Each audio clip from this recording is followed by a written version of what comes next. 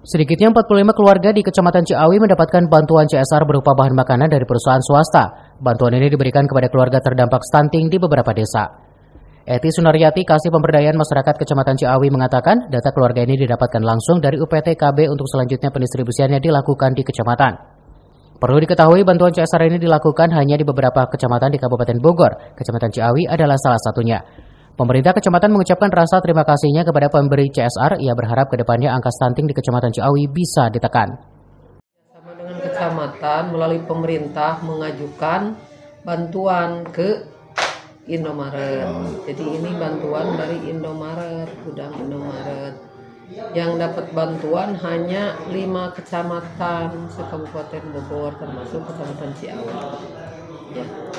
Sebanyak Ciawi itu 49. Penerima bantuannya sendiri dari mana, Bu? Itu datanya dari BKKB, dari BKKBN ya. Ini yang sudah ada terindikasi stunting terbantuan ini. Ini CSR dari Indomaret. Dari Kabupaten Bogor, Cepi Suryadi melaporkan.